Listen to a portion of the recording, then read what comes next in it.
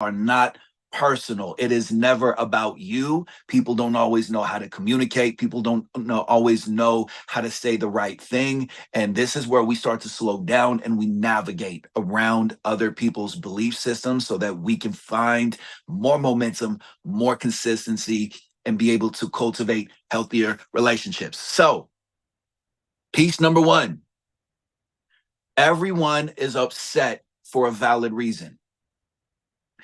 The game of it is to figure out why.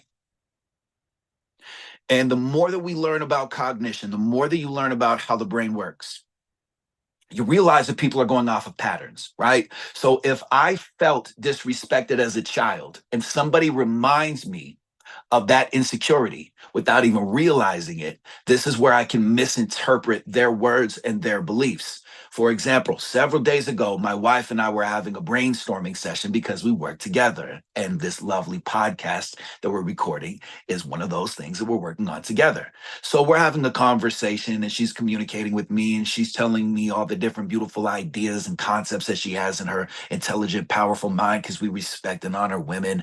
And then I get excited because I'm the manifesting generator and I love this conversation. And there's that beautiful neurodivergence. And there's that part of me that gets childlike and I get excited. And then she gets frustrated because in the conversation, when I'm communicating and we're having this miscommunication, she's already processed the information. She's already had the awareness of what the moves are, what the strategies are, because she feels more comfortable and more safe with me. And she gets frustrated because I'm making this about me because I have an idea and I feel like she's not hearing me. She's already heard it. She's already processed. So because this is the shift, because she is communicating in a way where there is frustration, it is very easy for me to misinterpret her tone of voice and to be irritated and to do what is familiar, to be defensive, to shut down, to fawn, to do what human beings do. And instead, we slow down and we realize this is not a personal attack. This person is speaking to me. If it's a relationship, it's because they feel safe with you. If it's a coworker, it's because they're stressed out. If it's your boss, it's because they're afraid.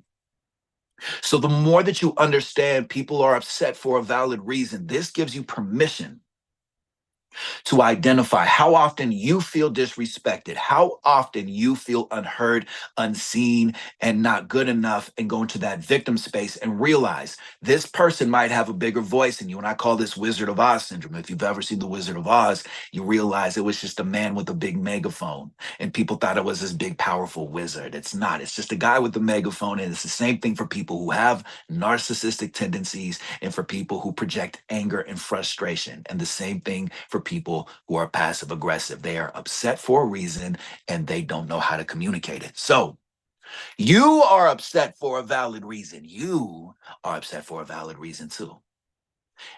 And this is where we start to realize the concept of mirroring. So maybe both of us don't feel seen. Maybe both of us don't feel heard. Maybe both of us feel like we've been abandoned or that we're a victim in this scenario, but we're just different enough to not realize it. It is not their responsibility. For those of you that have been working on your codependency and abandonment wounds, take notes, because it is not their responsibility to fix you, and it's not your responsibility to fix them. Now, if we grew up in a nurturing home and a nurturing environment, we would want to use our emotional intelligence to identify human beings look for love and attention in often unhealthy ways or indirect ways. Right. So the more that you get this concept of this person is teaching me a lesson, this person is holding up a mirror to teach me a lesson, I can regulate my emotions. If I'm frustrated by your tone of voice, I can take a deep breath. If it's in a professional environment, I can slow down. I can take those deep breaths. I can track my thoughts. I can see if this thought is taking me to a powerful space or if it's creating that pattern of I'm a victim and nobody understands me and I'm not good enough. And the more, and this is what's amazing about learning your mind, the more that you learn how emotions are created, the more that you can check in with that emotional response and to realize there's a lot of societal agreements, there's a lot of familiar childhood patterns, and this person who might be your coworker or your boss or even your husband and your wife might remind you of how your dad spoke to you or how your mom spoke to you. Slowing down helps you identify that you're not there anymore. And again, our brains don't know the difference between reality and perceived reality. So if you are frustrated by this person not hearing you, not seeing you, not understanding you, not responding, not reacting the way that you want to, ask yourself why you feel this is a personal attack and what belief is being created. Okay? A big note, because we're focusing on momentum. A big note, a big, huge, gigantic gem is realizing momentum is a secret ingredient, and we make other people's reactions and responses our downfall. You might have just been in a good mood, having a good day, and then all of a sudden somebody says the wrong thing or something that you don't like, or they say that they don't hear you, you get frustrated, or they're neurodivergent, they're really fascinated by something, then all that momentum is gone. So the more that you can stop, pause, and be curious, why am I having this response? Why am I having this reaction? Why is this irritating me? Why is this bothering me so much? How is this familiar? Okay. Watch out for that part of you, especially if you have parents that don't get you, relationships that don't understand what you're doing. I had a friend for a while who would have a girlfriend who was always like, why are you taking that free meeting? Why are you staying up late? Why are you overworking? He's an entrepreneur. Sometimes we do what we must do in order to move forward. And sometimes other people see a different side to us. So there's balance in this conversation. So this is where communication is an art form, and emotional intelligence helps us move forward to see a different side. Because if we grew up in chaos, balance feels boring. When we're balanced, when we're centered, we are more aware that other people might see goodness within us, but they don't know how to communicate that. So your parent, your mom, your dad, your foster parents, your grandmother, your grandfather, they're not upset. Maybe they feel guilty. Maybe part of you grew up in guilt and shame. In this patriarchal society that we're healing, a lot of times women have carried guilt and shame because of how society's programmed women. As somebody who was raised by two lesbians, who was raised by women, I learned this through and through. And I've seen this with the clients who book time with me. It is very human to carry guilt and to carry shame because you love somebody and you don't want to let them down. And sometimes the way that guilt and shame shows up with your parents can be very aggressive and can be very frustrating. Okay? Your boss isn't mad, they're afraid. And really, really get that in working environments, especially because a lot of people right now are in this very big fire determination kind of energy. People are not mad at you, they're afraid. They don't want for the business to be ruined. They don't want to let people down. They don't want to be a burden. They don't want to go back to where they came from. And this does not mean this is your responsibility to fix, but having the awareness is a powerful way you can start to use your emotional intelligence to move forward, to realize this person with the suit and tie, this person with the dress, this person with the Birkin bag, this person with the power suit, this person who has a certain amount of followers or the shiny thing might be afraid just like you, but that fear shows up differently. This person isn't upset. They're not heard. A lot of times we feel frustrated because we had a really big, exciting idea, like I mentioned earlier. My wife was excited. She had an idea. I got excited. I had an idea. Both of us get frustrated because we're both not heard. Now we're mirror reflections of one another. So what's my solution in this moment? Slow down, rise to the occasion, realize that this wasn't about me. My wife was having the conversation first. She's already mapped it out. She's already clearly communicated with me. For those of us that have neurodivergence, ADHD, whatever the conversation is, we're still doing research about this. Autism is a superpower, whatever it is, and we're learning about ourselves. The more that you slow down and realize, sometimes we jump into conversations or sometimes we don't know the entire story. It's almost like you have your own movie going on. You walk into another movie theater and you realize there's another story going on. Okay? So, assumptions block all of your momentum. If you are assuming you are going to have a bad day, chances are you're right. If you're assuming that you're a victim, chances are you're right. You're going to prove it. You're going to find it. You're going to create it. If you assume that somebody is personally attacking you, you don't realize that they're a child that learned how to yell and use their anger to get attention. You don't realize that they might have trauma, they might have neurological damage, they might have narcissistic tendencies, and so they don't know how to communicate, how to move forward in a healthy way. And this doesn't mean that you have to fix them. It creates awareness, and this creates leadership within you. And the more that you map out responses and understand a different way to move and navigate, this is how you create new neural pathways and healthier beliefs. Assumptions sound like facts. They sound like facts. This person doesn't like me. It's an internal dialogue a lot of the times. This person doesn't like me. Oh, that person would never talk to me. How many times have we seen that going into a grocery store, going into a networking event, going into a relationship, going into a situation where you feel some form of a connection, and then there's this inner dialogue that says, nope, that person wouldn't talk to me. We might pass each other every single day at the grocery store, not even knowing that we're both into mental health and emotional intelligence and an awakening journey. And because we're so similar, we might actually pass each other by and in that way sabotage a possible opportunity. So assumptions will sound like facts. And the game of it is, and this is where the inner child starts to come out, is you don't know until you prove it. So a simple thing that you can start doing, a call to action, is when you live in a big city, if you pass people, notice where you go to. This person is not going to talk to me. This person is going to judge me. And see if you can just start small and ask them for the time or ask them for directions. By noticing their response and their reaction and what their energy is like, this is where you start to realize you had a whole story going on and it was an assumption and it sounded like a fact. The more that you challenge yourself, this is scientifically how we create self-confidence, because you are proving that there's another side to the story. You're proving that you like it. And the more that you do this, this creates the neural pathway. This creates the path. This creates the belief. And the more that you like how that feels, your body picks up on it. Your mind picks up on it. Your soul picks up on it. And before you know it, you are confident and you get back into that childhood space instead of being an adult and having to be strict and having to punish yourself and ruining, enjoying the moment and missing out on your marriage and missing out on your family, because there's a lot of stuff going right in our lives. But the one thing you're never going to say when you get older is, I wish I had worked harder and I wish I had punished myself more. It might sound like somebody internally is saying, oh, this person isn't hearing me. They don't like me. They don't love me. They don't respect me. It might sound like, oh, they think I'm not good enough. And this is the wildest part about our subconscious mind, is a lot of times we don't hear this. This is why slowing down is a superpower. They think I'm stupid. No, I heard it. They said it. They told me that I'm stupid. Oh, but you know you're not stupid. So is it a fact? I don't think so. Another inner dialogue that a lot of people, especially parents, pick up on is, I don't have enough time. I do not have enough time.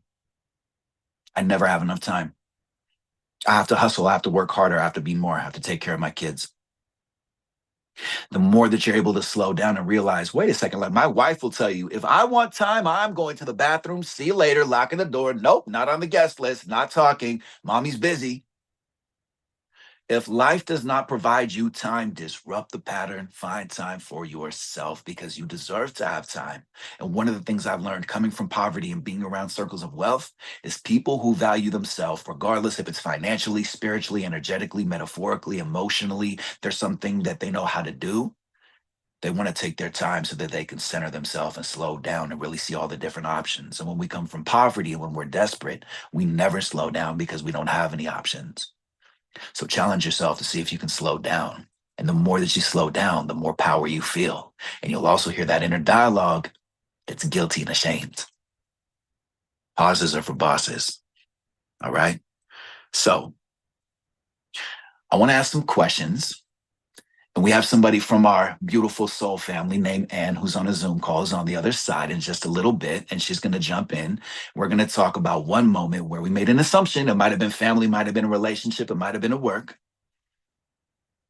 And then I'm going to show you what I do when you book time with me, when we get these one-on-ones going, right? When it comes to the frustration, when it comes to the irritation, what possible story did they have going on? What possible beliefs do they have? What possible beliefs do I have about this conversation? what are possible reasons for this person's reaction? Are they having a bad day? Are they going through a lot? Do I remind them of their mother wound, their father wound, their childhood, the day that they had last week? Am I holding up a mirror to reflect one of their insecurities? Is this learned behavior? Is this a learned reaction? Were they taught to be perfect? So the more that we start to ask ourselves these questions, this is where we can change. So, and I would love for you to jump in just a second here so we can hear this story. Where's a moment in your life where you feel like, whether it's romantically, personal relationships, childhood stuff, where's a moment where you feel like somebody had a big reaction and a big response and you took it personally and you notice how that blocked your momentum and how that shut you down and how that stopped you? Okay, can you hear me? Yes, and we want to show love to Ann and just welcome her and thank her for being vulnerable. And one of the biggest parts of who I am is showing you that our true vulnerable authenticity has value in it. So we want to show love to Ann. We just want to make sure that everybody here just heard Ann's voice. Just drop some emojis and say yes. Mm-mm-mm-mm. Do a micro. Yes. Okay. All right, cool. Go for it, Ann. Thank you for being Okay, here. thank you for inviting me. I guess the conversation that I was thinking about was, well, first of all, I have 3 kids, and this happens back when I only had 2 of them at home. Mm-hmm. And my youngest kid was in high school, and my oldest kid has autism. So we had different diets. We had a keto diet for him to avoid some of the problems that we, you know, thought that we could help him with. So Gotcha. I'm a single mom, and so I was breadwinner. I was teaching at the time special education, and coming home and doing all my teacher things, as well as doing the things that my kids needed. So I would fix dinner, and often, because my son had a special diet because he was on the autism spectrum, I would fix things for him, not eat for myself. And my daughter would come home very late because daily she had 4 hours of dance practice after school. So Mm-hmm. she would get home after this dance practice and be hungry. And I go, hey, I fixed your brother's spaghetti. Would you like, but his is special. Would you like me to fix you some noodles that you can eat? Because she won't eat his, could, but she won't. So I Yeah. go, can I fix you some? And she says, no, I'll have ramen. So flash forward, and she's now in college, and I've sent her off. And we had this conversation not a month ago, um, where she said, you always fix stuff for Bram. You didn't, basically, that she felt like I did not see her in life. And in my mind, I had seen her by offering her an option that I thought was okay, by accepting what she told me she wanted to do, despite, as a mom, I kind of wanted to force feed her what I wanted to feed her. But I let her make that decision for herself and thought I had done what she needed, and apparently not. And I think the part that hurt is it came up so much later, and I didn't know at the time. I thought I was providing solutions at the time. So I'm thinking probably this had probably to do something with the way I was raised or my beliefs. And it hurt. It hurts because I hadn't done my mom job, is what I heard from her words. Got you. Thank you for sharing that. And what emotion do you feel like that story creates when you revisit it, when you review it? Sort of confusion, and I'd not say angry because I go, wow, she really probably had a point, but I don't know how I did it wrong. Um, Mm, so confusion, it really, like, how could I have fixed it, and why did I not address it at the time? So guilt, probably. okay. And Yeah. the shame that you always mention is probably there for not figuring it out or addressing it at the time. Got you. Thank you for sharing that. So guilt, shame, confusion, feeling like we're not doing the job correctly. What I'm hearing is I feel like I'm letting somebody down. I feel like I'm a disappointment. Yes, is that a Yes. fair Yep. assessment? Mm-hmm. Okay. Okay, got you. Thank you. So slowing down, knowing you're safe, knowing you're loved. Remember, there's no right or wrong answer. Really connecting. What's one of the first memories when you slow down and connect internally of I feel like I'm letting somebody down. I feel like I'm a disappointment. I feel like I'm a burden, or there's some guilt and shame that shows up when it comes to childhood, teenage life. Where does that show up in your story? Take your time, please. I guess when I was a kid, I had two perfectionist parents. So I felt that I didn't do well enough, while at the same time they accepted whatever I did as okay. So I personally felt that I was a never enough, but I always felt that they were my cheerleaders, which made me feel even worse because here I was doing my best and not doing things perfectly.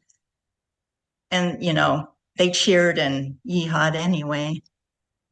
Wow. That okay. So what age intuitively, like maybe you just see a number, what age do you feel like you were in this story that you're picking up on? Well, I think it started in like as soon as school started. That is where I began um, the feeling of not um, fitting in and not maybe fitting it up to the academic standards. Got you.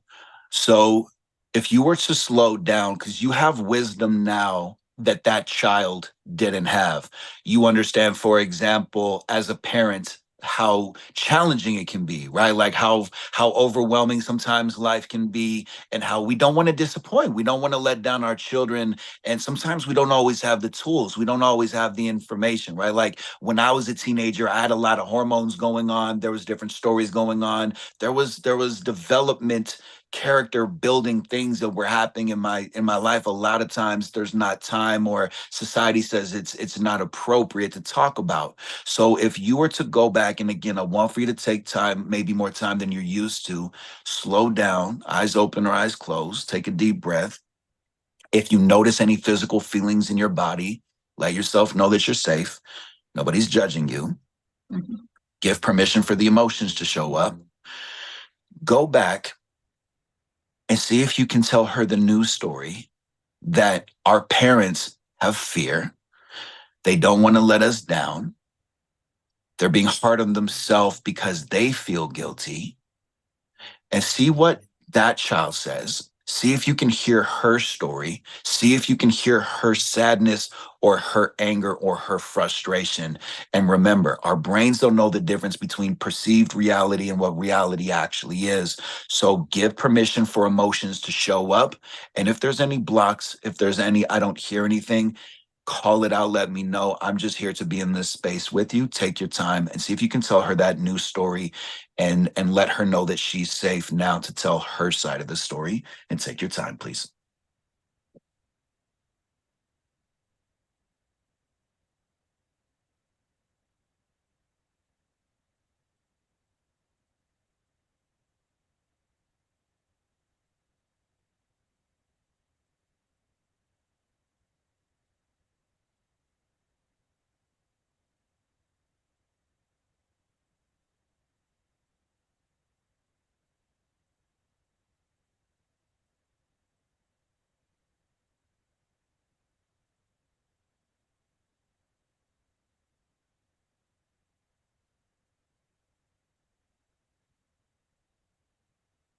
Okay.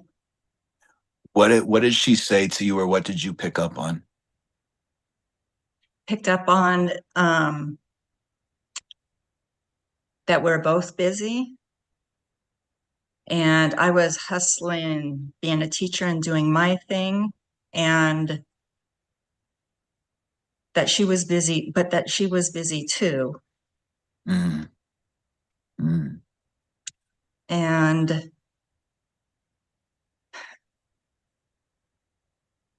she needed me to show up more. got you. Okay, thank you for in the that. phys in the physical 3D, I think. Yes. Yes, beautiful. Okay, so this is where as humans it's very interesting how we're designed, right? So a lot of times as children, we like for example, we as a child will see one of our parents and take on more of their communication styles and we'll take on more of their ways of being because we want validation from them and it's a very subconscious kind of thing. So when you slow down right now, who do you feel like was the busy parent? Was it like, I'm a woman, I want to be like mommy when I grow up? Or was it, I want dad's validation, and so I want to be busy all the time? Who was the busy parent that you feel like when you slow down and connect with your intuition, where did you pick up that pattern? You know what? It was both of us, and we're divorced. So I think the big thing that I did not take into account is how busy I made me when I divorced her father. So her communication style, I think, is probably more his. Okay. So the daughter's picking up on dad. And then for you, did you see mom more busy? Did you see dad being more busy? Do you feel like there's been this thing of like, I never have time in my life. I always have to go. I can't slow down. Does that show up in your life? Or how do you feel intuitively connected with this? Just remember, no right or wrong. Notice how the smile shows up and just breathe and see if you can tune into it. Where does that show up? My dad was the busy one in terms of his job. Um, he ran mainframe computers and maintained those back when there were mainframes. And so he was the busy one. So I would say I operate a lot like he does as well. My mom was busy, so he was gone all the time, which I didn't. He would show up for main events when he could, but would have to leave because his beeper would go off and he would have to leave in the middle of an event. But he showed up, and I remember him being there. But she remembers him as absent, I think, more so because there wasn't somebody for her to bounce ideas off and to be a co-parent. And her reaction to things was to do these projects. She did project-based things, also very busy, but she made beautiful dolls and collectibles and things like arts and crafts and decorated the home. So I was kind of caught. I mean, they did everything that I needed them to do for me, but I was on my own a lot, I guess. I had to find my own path. I'm an only child, um, which is partly why I had three kids. Got you. Okay. Thank you again for sharing and for being open and again a part of this when we start to have these conversations to create the new beliefs and the new affirmations and the new truth and in science and neural pathways is when having these conversations internally, letting yourself know, look at how safe I am, look at how loved I am, look at how smart I am, look at how courageous I am, choosing to do this so that we can reframe in those spaces. So what's interesting is that a lot of times because we're constantly looking for validation from this parent again we're busying ourselves, and I would also say when we say the word but we give way more attention to that other truth. So it's like parents were always there, they always and it's justifying, right? And it's saying yeah, like they were going through a lot, they did a lot of stuff, and they really they loved me, but I always feel alone. So slowing down, same thing, just taking a deep breath. Do you do you feel like there is a deeper feeling of I have always felt alone. I feel this loneliness. I need to busy myself so that I don't feel alone. Yes. And what Absolutely, does that absolutely. Yes. And I did the same kind, realizing now I did the same kind of busy. I did work busy like my dad did. I did special education, which takes after hours school things. I invested in going to see the students' games, soccer games, baseball, whatever, rather than going because it was across town from where my daughter went to school. I would stay for their game, but and thinking back on it, I made some of her performances, but not all of them, and so yeah, I stayed his kind of busy. wow. Is it a fair statement to say that as a mother, it's challenging to really see that you're doing a phenomenal job because there's constantly going and going and going? Yeah, I don't, and and I focus on the negative anyway, I would say. I know enough about myself to know that. So when she brings up this, you always took care of my brother and not me, like that is reinforced, right? Yeah. So to go to the very root so we can change this and shift this, because my mom has also had the same belief, and I brought it to her attention that if I hadn't have gone through the devastation and the frustrations, I wouldn't be able to do what it is that I do. And we want to be able to have the enjoyment of life. So instead of focusing Mm. on what's going wrong, we can see what's going right. I want for you to slow down, same thing, eyes open or eyes closed, taking that deep breath, letting your body, mind, and soul know that you are safe, that you are loved. I want for you to connect with that child. Find a time where she saw, okay, dad's busy. I need to be like daddy. I need his love. And to really go back to her and let her know dad loves you. Dad loves you in his own way. When he leaves, it's because he's learned in society that that's what men do. And you're taking on this belief of needing to provide, needing to be the breadwinner, needing to be like dad.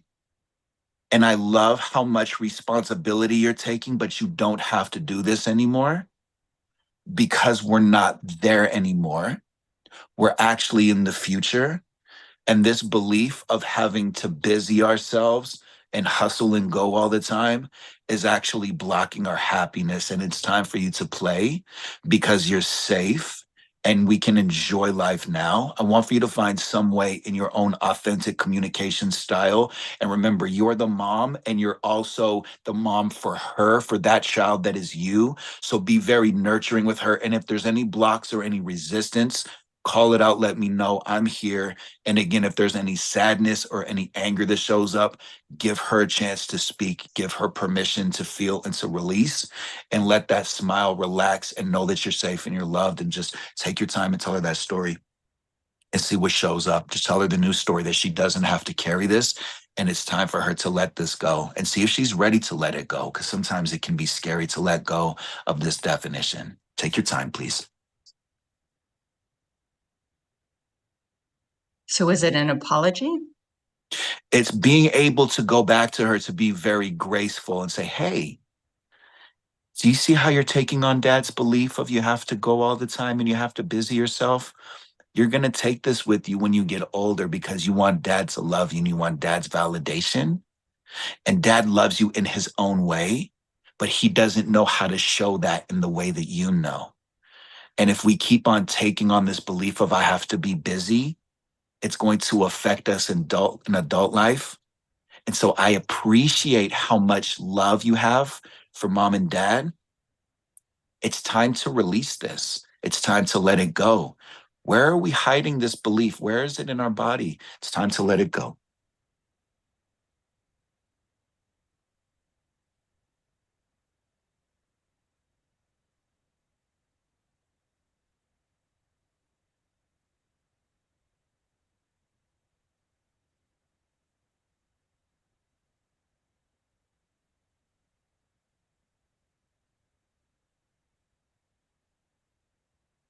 Hey, you want me to do it out loud?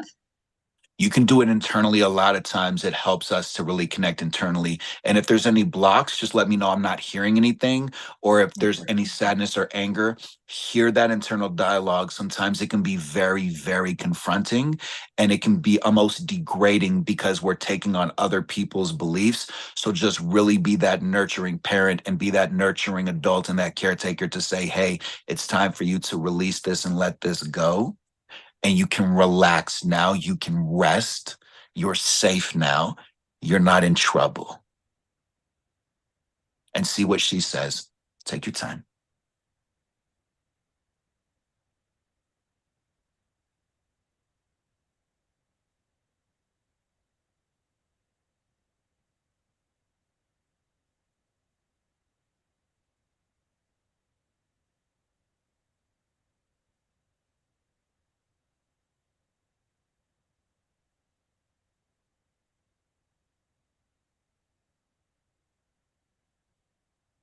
Okay.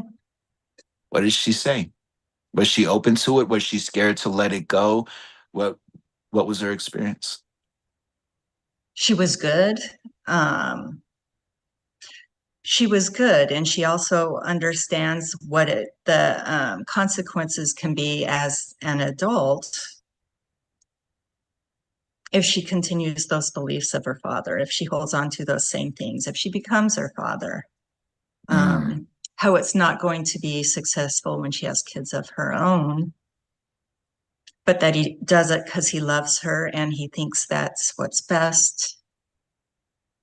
yeah. And it will let her grow, and she will be a better mother if she figures out how to slow down and take time to let the fun, a more Yes. balanced life, have fun with things and experience things with her kids, and as well as taking time for herself and not, doing those, letting the workaholic patterns go because she can, and she can do things in a different way. Wow. Thank her for being so honest and so courageous, and ask her, what has been her experience when she slows down? Why has it been challenging for her to slow down?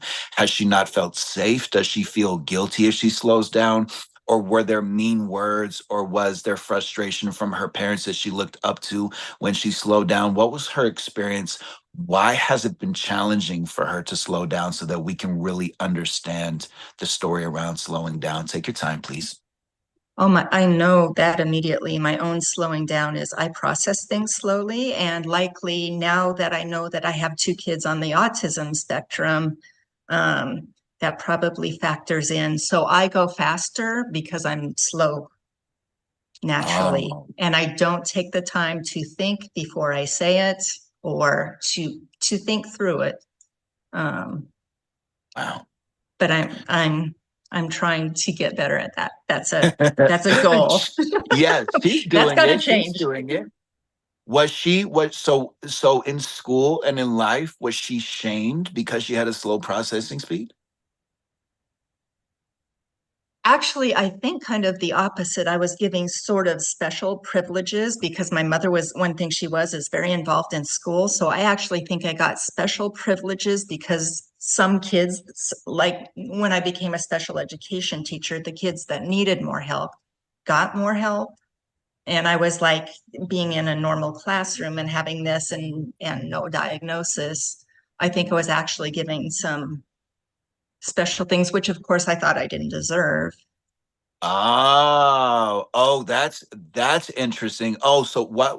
Okay, so connect, go back to her and say, why do you feel like you don't deserve special privileges? What has your story been around special privileges? Because now that we're older, we want to receive gifts and receive love, and to be able to really slow down like we're doing now. What story did you see? Why do you feel that you're a burden and you don't deserve to have special privileges?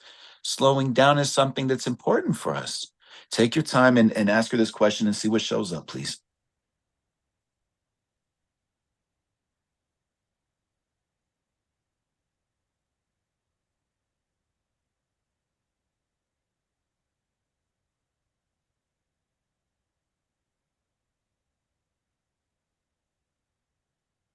I think slowing down is important because it helps you hear you as well as what other people are thinking, and we validate other people around us too much. I have been had people pleasing things going on. Um, so slowing down lets me decide before I react to another person what's how I feel about the subject, and I have to take that time because I do think slower and um, Got you. Good awareness. So to bring it back, there's this part where you say, I don't deserve special privileges, right? And she wants to be able to go into that space. Sometimes either mom or dad or a teacher or somebody said, why does Ann get it? Why does Ann get to have special privileges? Oh, you think you're better than other people, or there's something wrong? Like, go into that story and see internally, intuitively, what is this thing of, I don't really deserve it. I don't deserve it because other people's needs are more important, or I'm a burden, or I'm guilty, or I'm shamed. What story shows up in that space of I don't deserve it? What has been her experience? And again, take your time, please.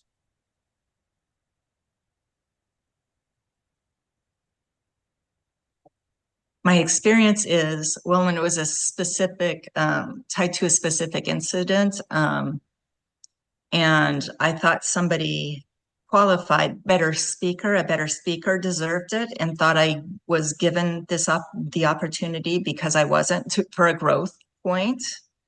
So in my mind, I thought that they should give it to the person who's the loudest in the class. Oh, wow. Thank her for being so honest. And do you see now how many times in your life there has been this subconscious thing when it comes to stepping into your power, which is a privilege, and when it comes to love and healthy community and communication, that there's this thing that blocks? And can you identify now how that connects to that story? Yes. Everything. Yes, that story. And Got you. connects to everything in the present. Wow. Wow, that's huge. Okay, and thank her and ask her, where have we been hiding this story physically in our body? Where does this physically show up in our body? Oh, weight on my shoulders, physically. Okay, got Left you. side shoulder. Got you. Okay, so was this from her mom? Was this from like a feminine energy that showed up? Yes, yes. Okay. On the left side of our body is the feminine story, and on the right side is the masculine story. So, what I want for you to do is I want for you to perfect. Okay. Slow down, breathe. Let that smile know that the smile can relax. Let yourself know that you're safe. And thank your shoulders. Thank your shoulders for carrying mom's burden. And thank your shoulders for taking on other people's guilt.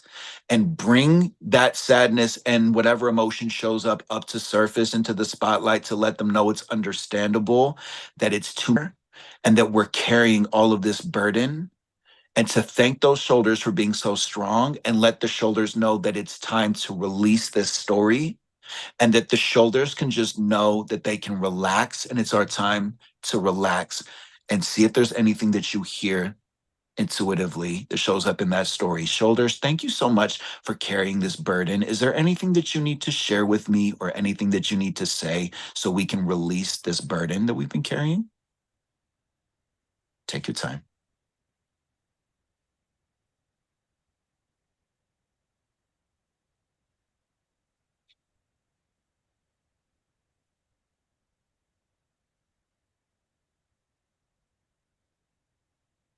I think now that I've slowed down and gotten a chance to look back at it, I can release that I probably did deserve it. I think I actually did deserve it and it was an awesome opportunity. And it was one of those fear points, which I avoided then and tend to now. Um, and that I got through that point, you know, supported by everybody. My parents came and watched, and I made it through, and I carried that burden of not feeling I deserved it, and I played my part, and I did it well, and I don't need to feel the weight of the world. Beautiful. So, what I want for you to do is really thank that inner child, thank your shoulders. And can you right now identify times, like, for example, you being a teacher, you creating life right now on the session that we're having right now, where slowing down is valuable for you, and how smart you are and how in tune you are with yourself? It has helped me realize like all these major points and my motivations for doing things and how were kind of skewed, and how I can reframe it now and tell my, kiddo self, hey, you really did good job in that play. You showed up, you looked good, you played your part, you memorized your lines. I'm there for Yes. you. So Yes. Yes. So now what I want for you to do is connect and ask your mind, say, mind and emotions, please show my shoulders and my body all the joyous moments, all the love, all the gratitude, so that I can release this belief of I'm a burden and amplify this feeling so I can really know how much value I have.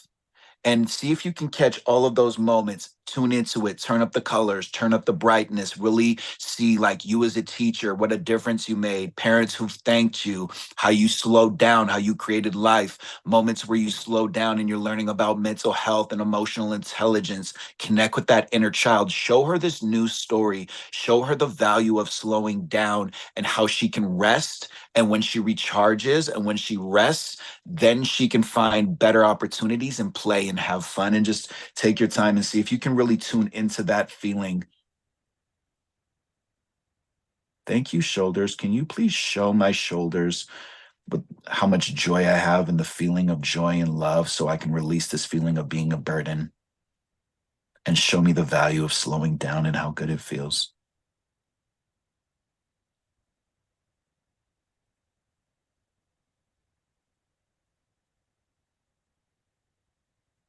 It's a new story. Don't need to Yes. carry it anymore. So in those moments, going back with your daughter to summarize it, this is where when the daughter says, "Mom, I feel like you're giving special privilege to this other person," we can always do that deep dive and work that out together. But what I would say, like a simple thing to start implementing, is slowing down and remembering her response isn't personal for you. This is the human journey. We learn lessons. We're learning lessons. So there's something that she saw where she goes, "You're not seeing me. You're not noticing what I'm doing." And this other person gets these quote unquote special privileges, Mm-hmm. coincidentally, right? And so you now have Correct. Uh, yes. So you now have the story and the awareness, and you can even, as a parent, be open and vulnerable to say, you and I are actually more alike than you think. And I hear you. And you know what? I made your communication personal, and I love and appreciate how you're able to directly communicate with me. And I hear you. What compromise would you like to see? Or this is my call to action next time moving forward. And instead of you as a human and a mom punishing yourself, start to focus on what a good job you have for raising a child who knows how to directly communicate with you to have their wants and needs met. And also just internally be like, oh my goodness, my child is reflecting my insecurity where I felt like I couldn't always do that with my parents. So now that yes, so yes, there it mm-hmm. is. There, the wheels are turning. Yes. So That's now it. that you Yeah. know that you're seen and you're loved, the game of it is just to keep on creating those affirmations and the awarenesses of, look at what a great mother I am. Look at what a great child I've raised. Look at what a good job I'm doing. Look at how powerful it is to slow down. I love to speak my voice. I love to receive special privileges and love and things of that nature, and really starting to map out how that can affect you. Yes? That's going to go a lot better. Yes. Amazing. And I appreciate you. Okay. Thank you. Take a deep Thank you. breath and acknowledge yourself. And again, message me and I can give you some affirmations and just like a summary of all of this. And I really appreciate you being open and being honest and being vulnerable. And again, a lot of parents and especially a lot of women are working on this guilt and working on this shame wound. And it's being able to realize how our children can be powerful teachers. And we just didn't get that when we were children. And that's the game of life, and it's just really being able to meet all of that with love and noticing how fascinating our brains are, where your brain categorizes and miscategorizes stories and beliefs, where it's like, oh, to speak is a special privilege and I can't speak and I can't step into my power. And probably people want to give you gifts and loves and you're like, no, no, no, thank you, no, it feels uncomfortable, no, right? So Mm-hmm. now that the wheels are Yep. turning, see if you can, the next time somebody says I love you, I appreciate you, and would you like some help? You're like, Heck sure. yeah. Yes. Why not? Amazing. I Bring love you. I it. appreciate you. Thank you so much. Thank you Thank you for so showing up. much. Thanks for All inviting right. me. Bye bye. Yes, absolutely. All right. So, how did that feel? How did that feel? Did you hear that? Did you get that? So, a lot of the ways that our stories get created are from moments, and the way that our brain categorizes stories is fascinating. So, see if you can slow down, especially if you're a parent, especially if you are a child, to see where beliefs have been created in your life where you're taking things personally. You are taking things personally, and it's never personal, right? So, the question goes back to the space of, what possible beliefs do I have?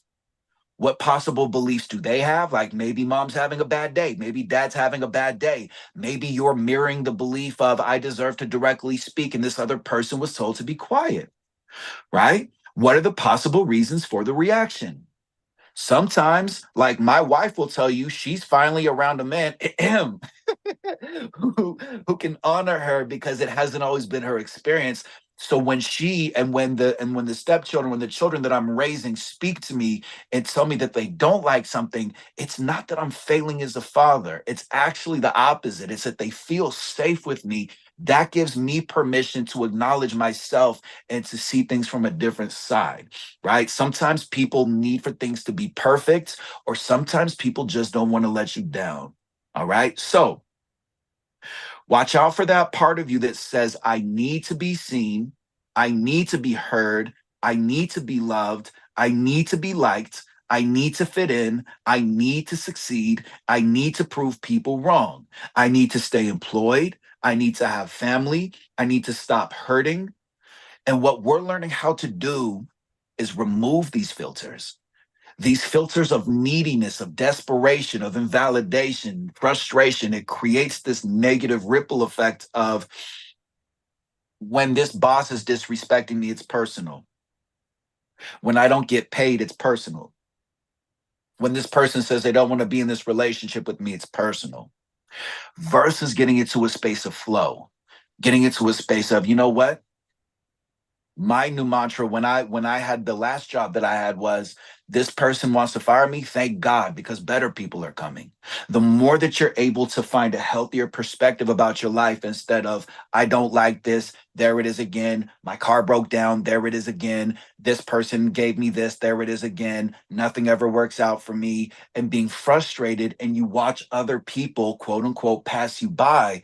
A lot of times there's a subconscious belief that got created in childhood where you saw somebody or you heard somebody tell you something or say something. And remember, to be human is to want to pattern yourself after your parents. And you will notice in your personal relationships, in your romantic relationships, at work, and in life, there are repetitive patterns that show up. Where emotional intelligence comes into play is realizing, hold on a second, this is a pattern. This person is making me feel like I'm not heard. This person is making me feel like I'm not respected. Have I felt this way before? Yes. What's one time that I felt this way? What's the earliest moment that I felt this way? What was I going through at the time? What story did I create at the time? What belief did this person have? I wonder what's showing up. What's the other side of the story? Okay. So the more that you are able to understand other people's stories and beliefs and emotions are not personal, this is where curiosity comes into play. And then when you get that curiosity, you problem solve. And when you problem solve, you create confidence. You create neural patterns that are healthy. You create more awareness. You will emotionally connect with this. The more that you do this, this creates that neural pathway and that belief of, I can follow my intuition. I'm powerful in my own way. I'm loved. I'm seen. I'm heard. I'm enough in my own way. So thank you for tuning into this episode of the Nikki Scorpio Show podcast, episode number 2. Remember, it's not personal. So a call to action you can do in your life. Start small, 24 hours, 48 hours. See if you get frustrated by emails. See if you get frustrated by text messages, by phone calls. See if you get irritated by other people. And remind yourself, it's never personal. This person doesn't know how to communicate. This person doesn't know how to navigate. This person might be a traumatized child, even though they're my age or they're older than me. Or if you're a parent, My kids might feel more confident speaking about their emotions and they just don't know how to navigate. And maybe they're reminding me of something. So the more that you're able to slow down and identify this isn't personal, this person just doesn't know how to communicate in this way, this starts to change the pattern. So thank you for being here. Thank you for being alive. And again, this is episode number 2 of the Nikki Scorpio Show podcast. I love you. I appreciate you. Be kind to yourself. Take care.